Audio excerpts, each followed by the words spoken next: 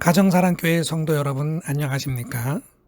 내 마음에 경건함과 기쁨이 머무는 가운데 2020년 8월 넷째 주일 가정예배를 하나님께 드립니다. 사랑하는 하나님 아버지, 저희 예배를 받아 주십시오. 주님의 영으로 저희를 인도하여 주십시오. 먼저 성령의 조명 속으로 들어가겠습니다. 종소리가 들린 후 묵상을 위한 음악이 흐릅니다. 다음 안내가 들려올 때까지 눈을 감고 주님의 성령으로 내 영혼이 차오르도록 묵상하십시오.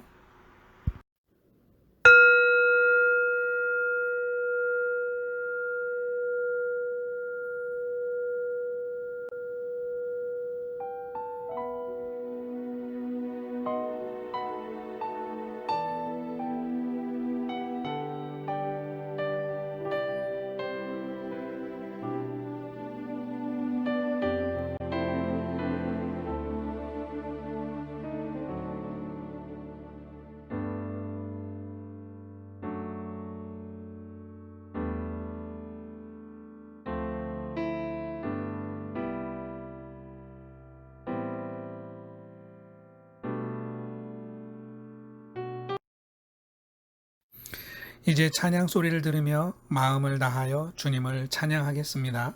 찬송가 442장입니다.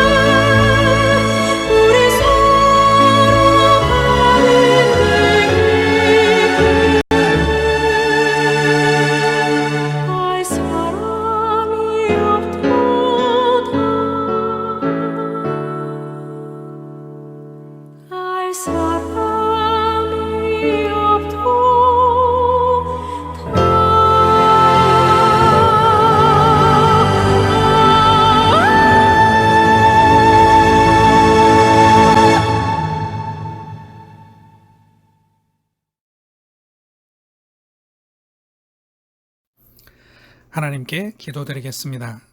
하나님 아버지, 코로나가 다시 확산되고 있어 불안합니다. 이 와중에 사람들의 갈등이 심하여 서로의 안전을 더욱 해칩니다. 경제는 날로 어려워져서 주님의 백성들이 불안과 염려의 날들을 보내고 있습니다. 하나님의 크고 자비로운 손을 펴셔서 사람을 위협하는 바이러스를 이제는 물리쳐 주십시오. 그리고 우리의 이웃들의 마음에 미움 대신 평화를 심어 주십시오. 우리들의 생업의 터전을 지켜주셔서 가정의 일상에도 평화를 허락하여 주십시오. 주의 백성이 저희 소유의 일부를 떼어서 하나님 앞에 감사를 봉헌합니다. 내 삶이 하나님의 선물이요 영광임을 고백합니다. 이 세상의 하루길이 주님과 동행하며 진리 안에 있게 하시고 사람이 누릴 수 있는 지극한 복을 누리는 구원의 발걸음이 되게 하여 주십시오. 하나님의 아들, 우리의 구원자 예수 그리스도의 이름으로 기도드립니다. 아멘. 오늘 함께 나눌 성경 말씀은 데살로니가 전서 5장 16절에서 18절 말씀입니다. 항상 기뻐하십시오. 끊임없이 기도하십시오. 모든 일에 감사하십시오. 이것이 그리스도 예수 안에서 여러분에게 바라시는 하나님의 뜻입니다. 우리는 성경 말씀을 따르고 싶습니다. 항상 기뻐하기 원합니다. 끊임없이 기도하기 원합니다. 모든 일에 감사하기 원합니다. 이것이 그리스도 예수 안에서 우리에게 바라시는 하나님의 뜻인 줄 믿습니다. 이렇게 살아갈 수만 있다면 이보다 더 복된 삶은 없을 것 같습니다. 그런데 어찌된 일인지 기도하며 말씀 묵상하며 주님께 의지하는 심정으로 살기 위해 애쓰고 노력하는 것 같은데도 기쁨의 순간은 짧기만 합니다. 기도하는 시간도 많이 할애할 수 없습니다. 모든 일에 감사는커녕 내 뜻대로 되지 않는 현실 앞에서 불평과 불만을 터뜨리는 순간이 더 많은 것 같습니다. 그러다 보니 항상 기뻐하고 끊임없이 기도하고 모든 일에 감사한다는 것은 이루기 힘든, 아니 도저히 이룰 수 없는 말씀으로 생각됩니다. 말씀대로 살지 못하니 하나님 앞에 죄인된 심정이 되어 부끄럽기만 합니다. 조금만 말씀 주변을 둘러보면 우리가 기쁨과 기도와 감사를 항상 해야 한다는 강박관념을 가지고서 그렇게 하지 못하는 자신에 대해 죄의식을 가지고 있는 성도들이 적지 않음을 볼 수 있습니다. 이 데살로니가 전서의 말씀은 바울 사도의 서신으로 알려져 있는데요. 바울의 모습을 재구성하다 보면 우리의 현실적인 모습에 대해 지나친 죄의식을 가지지 않아도 될 것 같습니다. 사도행전만 보아도 바울이 항상 기뻐했다거나 쉬지 않고 기도했다거나 모든 일에 감사했다고 볼 수는 없을 것이기 때문입니다. 바울은 분노도 터뜨렸고 떠나간 동역자들 때문에 쓸쓸해했고 거대한 불신의 도시에 들어갔을 때 두려워하였습니다. 심지어 4개의 복음서를 보아도 예수 그리스도께서 항상 기뻐하시고 쉬지 않고 기도하시고 모든 일에 감사하셨다고 할 수 없습니다. 그러므로 우리 같은 보통 사람이 오늘 본문 말씀처럼 항상 거룩하게 살지 못한다고 해서 강박적인 죄의식에 빠질 필요는 없어 보입니다. 어떻습니까?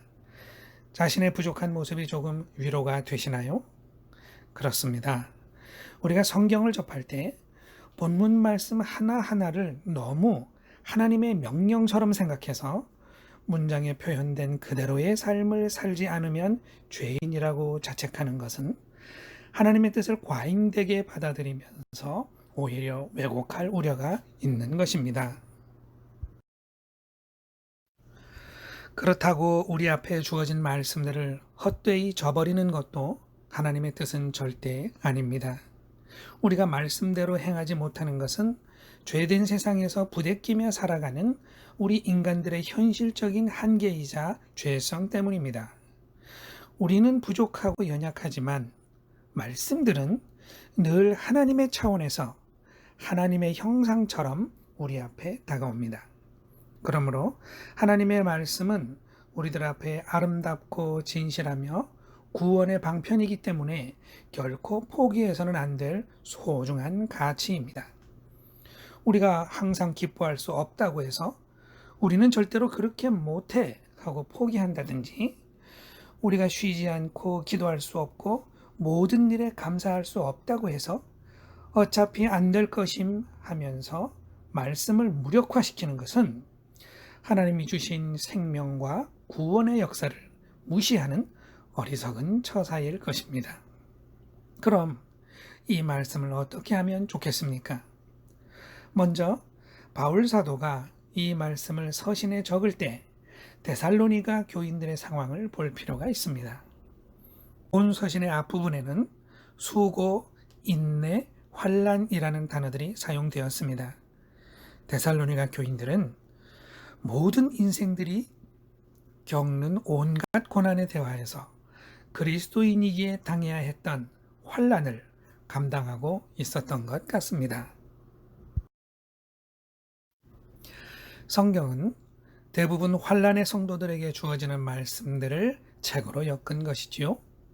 바울 사도는 그런 데살로니가 교인들에게 항상 기뻐하고 쉬지 말고 기도하고 모든 일에 감사하라는 권면을 하고 있습니다. 이것이 가능한 일이었을까요? 오늘 우리가 겪는 현실적인 한계를 그때 그분들도 동일하게 겪었을 것입니다.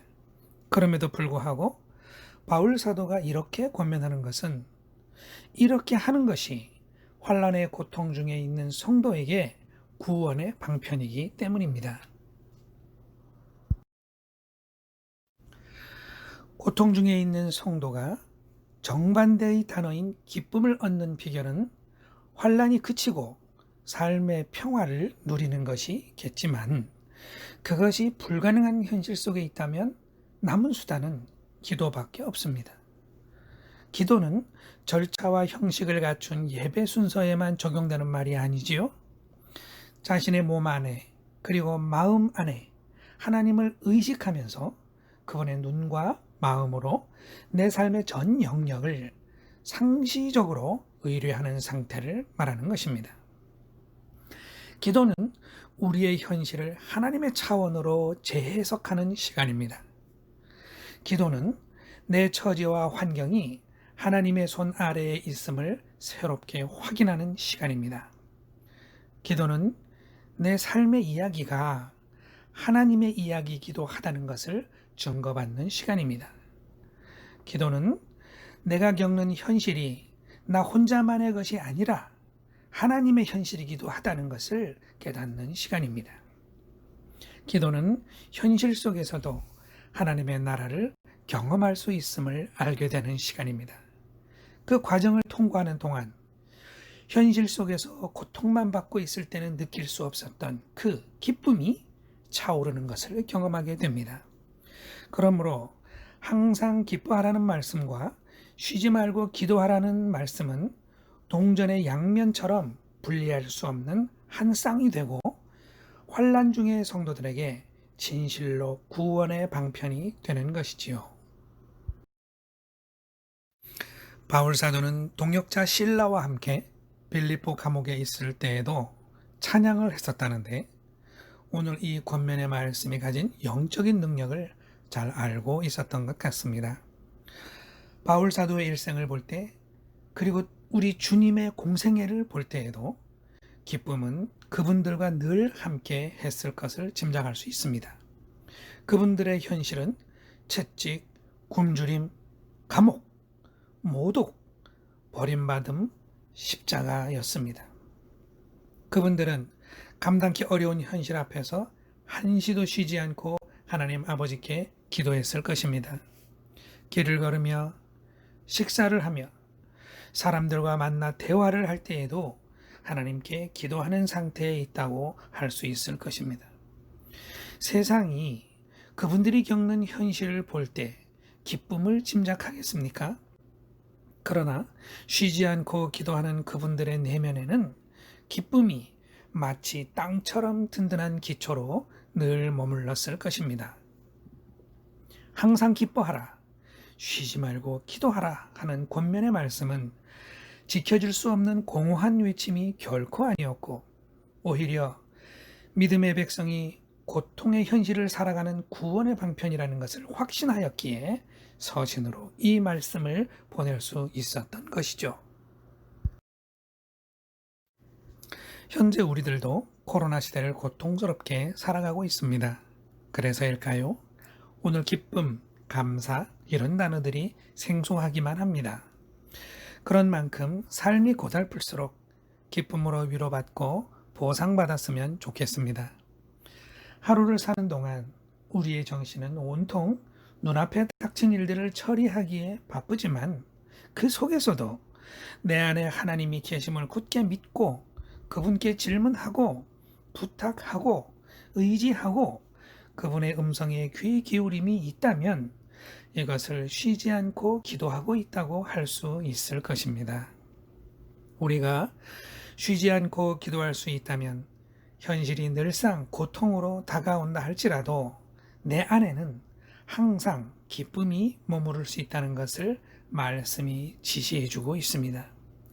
현실이 혼란스럽고 걱정스럽게 다가오는 가운데서도 세상이 알 수 없고 줄 수 없는 평안과 기쁨이 헛된 약속이 아니었음을 체험하는 여러분이 되시기를 진심으로 소원합니다. 이 일에 대하여 한 가지 더 말씀드릴 것이 있습니다. 항상 기뻐하고 쉬지 않고 기도하는 일을 날마다 지켜야 할 계율로 받아들이는 것입니다. 계율로 받아들여 보자는 말씀은 제가 처음에 너무 강박적인 죄의식을 갖지 않아도 괜찮다고 드렸던 말씀과 모순되는 것 같습니다만, 내가 자발적으로 계율의 패턴을 취하는 것과 죄의식에 사로잡히는 것은 전혀 다른 차원입니다. 앞의 것은 훈련이고 도전이지만 뒤의 것은 죄책이니 전혀 다른 것이죠. 계율로 말씀을 살아보자는 태도는 항상 기뻐하라는 말씀에서 하라는 단어를 중시하는 것입니다. 쉬지 말고 기도하라는 말씀에서도 마찬가지고 범사에 감사하라는 말씀도 그렇습니다. 즉 하라고 명령하시니까 하는 것입니다.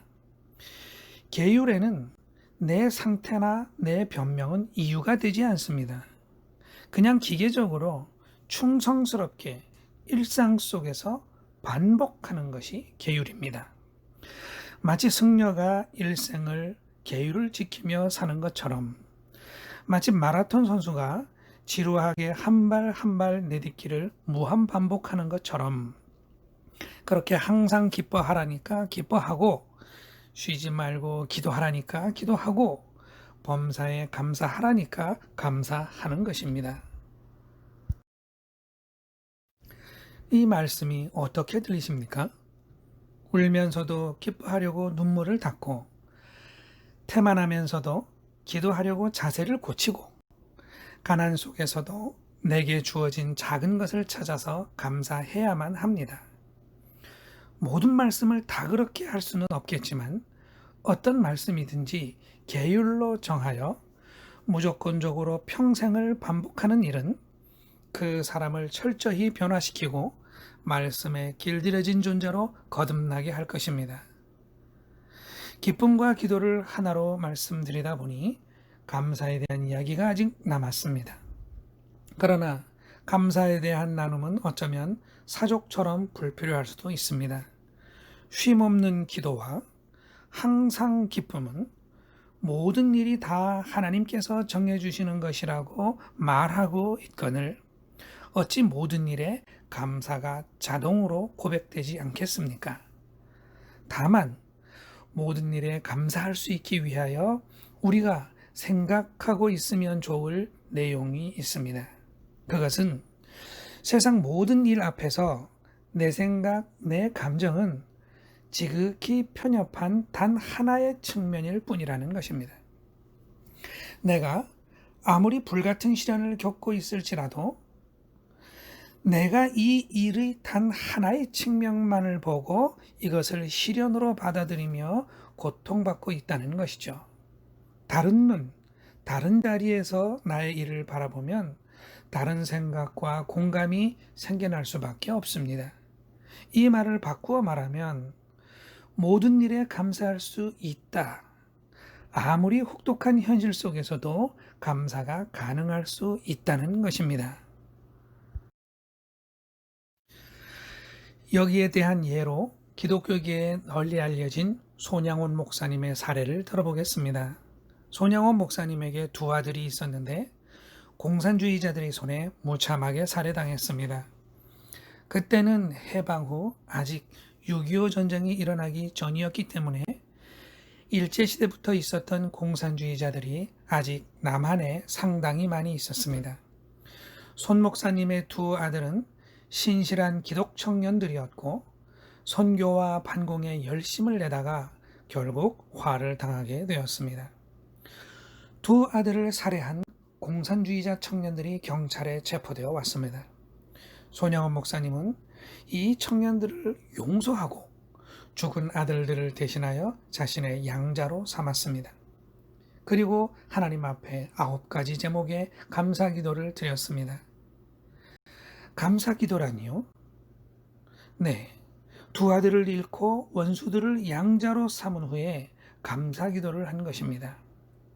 그야말로 모든 일에 감사하라는 말씀에 이보다 더 훌륭한 표본은 없을 것입니다. 그런데 손양원 목사님을 칭찬하고 끝내는 것이 말씀의 목적이 아닙니다. 어떻게 감사가 가능했을까 하는 것을 손 목사님의 기도 내용을 보면서 생각해 보겠습니다. 손양원 목사님의 9가지 감사 기도. 첫째, 나 같은 죄인의 혈통에서 순교의 자식을 나오게 하셨으니 감사합니다. 둘째, 허다한 많은 성도들 중에 이런 보배들을 주께서 하필 내게 맡겨주셨으니 감사합니다. 셋째, 삼남 삼녀 중에서도 가장 아름다운 두 아들, 장자와 차자를 바치게 된 축복을 감사합니다. 넷째, 한 아들의 순교도 귀하다 하거늘 하물며 두 아들이 순교하게 됨을 하나님께 감사합니다. 다섯째, 예수 믿다가 누워 죽는 것도 큰 복이거늘 전도하다 총살 순교당함에 감사합니다. 여섯째, 미국 유학 가려고 준비하던 내 아들, 미국보다 더 좋은 천국에 갔으니 안심되어 감사합니다. 일곱째, 나의 사랑하는 두 아들을 총살한 원수를 회개시켜 내 아들로 삼고자 하는 사랑의 마음을 주신 하나님께 감사합니다. 여덟째, 두 아들의 순교로 말미암아 무수한 천국의 아들들이 생길 것이 믿어지니 감사합니다. 아홉째, 이 같은 역경 중에 이상 8가지 진리와 하나님의 사랑을 찾은 기쁜 마음과 여유 있는 믿음을 주신 우리 주님께 감사합니다. 손양원 목사님은 자식이 살해당한 시련 속에서 다른 측면을 보았습니다. 자신이 평생을 키우며 목숨처럼 사랑하였고 이제 원수들에게 무참히 살해당한 아들들에게서 순교자를 보았습니다. 손 목사님은 자신이 평소에 순교자를 주님의 보배라고 여겼는데 그 보배가 다름 아닌 자기에게도 주어졌음을 보았습니다. 아들들이 순교자가 되었으니 하나님께 바쳐진 것이고 이왕 자식이 바쳐진다면 6남매 중 가장 소중한 자녀를 바치게 되었음이 축복이라고 보았습니다. 자신이 받은 그 순교자라는 보배가 하나가 아니라 둘이라는 것을 보았습니다. 사람이 어차피 한 번 죽을 텐데 예수를 위해 순교로 죽었으니 그것도 감사할 일이라고 보았습니다. 유학 대신 천국, 원수에게 사랑, 무엇보다 지금 고통 속에서 다른 측면을 바라보면서 선한 가치들을 찾아내고 있음을 감사했습니다. 손영호 목사님의 9가지 감사기도는 오늘 2020년의 이성과 감성으로는 납득하기 어려운 측면이 있는 것도 사실입니다. 그리고 제목과 내용이 모두 감사로 이루어져 있지만 사용된 단어들을 보면 씻을 수 없는 고통이 느껴지기도 합니다. 이 사례를 통해 우리가 생각해 볼 것은 모든 일에 감사할 수 있으며 감사가 불가능한 일이란 있을 수 없다는 것입니다. 보는 눈이 다르면 현실도 다르고 보는 자리가 다르면 현실도 다릅니다. 우리는 만물이 하나님이 주신 것이요 만 가지 일들이 다 하나님이 정해주시는 것이라고 믿습니다.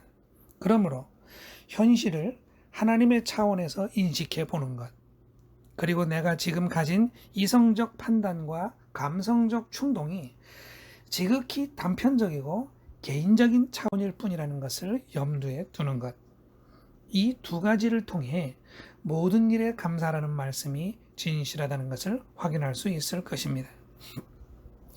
기쁨의 날에는 기뻐하고 고통의 날에는 고통받는 것이 하나님의 섭리일 것입니다. 때문에 기뻐할 수 없는 날에 기뻐하지 않는다고 해서, 기도할 수 없는 날에 기도하지 않는다고 해서, 감사할 수 없는 날에 감사하지 않는다고 해서 하나님이 우리를 책망하실 수 없습니다. 그럼에도 불구하고 말씀이 모든 때와 영역 속에서 기뻐하고 기도하고 감사하라는 불가능에 가까운 권면을 하는 이유는 거기에 우리의 구원과 자유가 있기 때문입니다. 우리의 구원과 자유, 영원한 생명의 복락을 위해 주님이 우리에게 오셨습니다. 이 일을 위해 사도들이 세워졌습니다. 우리는 환난과 고통의 세상에서 이 신령한 복을 누리도록 선택받은 하나님의 자녀들입니다. 교우 여러분, 우리의 인생은 과연 그토록 아픔과 괴로움으로 채워져 있는 것일까요? 오늘의 말씀을 뼈와 근육에 새기고 승려의 계율처럼 무한 반복으로 지키며 내 생애를 다른 색으로 칠해보심이 어떠하실런지요? 항상 기뻐합시다. 쉬지 말고 기도합시다. 모든 일에 감사합시다. 이것이 예수 그리스도 안에서 우리를 향하신 하나님의 뜻입니다. 우리 모두에게 주님의 살아계신 능력이 충만하게 활동하시기를 기도드립니다. 아멘. 종소리가 들리고 묵상을 위한 음악이 흐릅니다.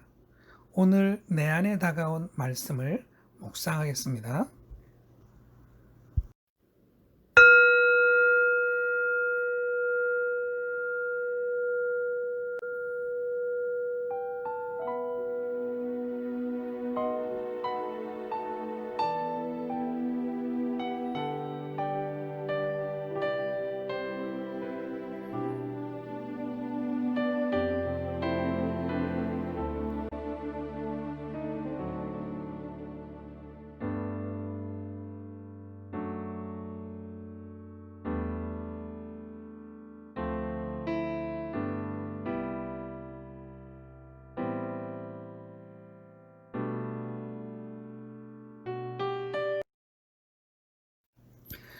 교회 소식입니다.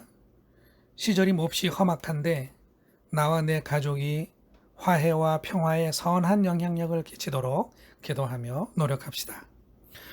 코로나로부터 우리 교우들이 안전하도록 서로 기도합시다. 공공의 방역 행정에 적극 협력합시다. 우리 교우 중에 필요하신 분은 공동체 은행의 문을 두드려 주세요. 문이 어디 있냐고요? 목사나 선교구제부장 김순국 집사님께 전화하십시오. 예배에 구별된 헌금은 마음이 닿는 가난한 곳에 나누거나 교회 운영계좌로 입금하실 수 있습니다. 나누실 때 그 내역을 알려주시면 교회의 선교구제로 간주해서 연말정산용 기부금 내역에 포함시켜 드립니다.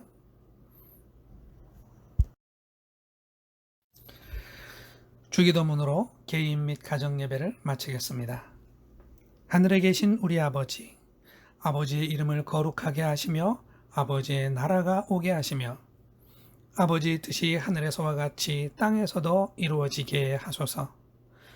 오늘 우리에게 일용할 양식을 주시고 우리가 우리에게 잘못한 사람을 용서하여 준 것 같이 우리 죄를 용서하여 주시고 우리를 시험에 빠지지 않게 하시고 악에서 구하소서. 나라와 권능과 영광이 영원히 아버지의 것입니다. 아멘.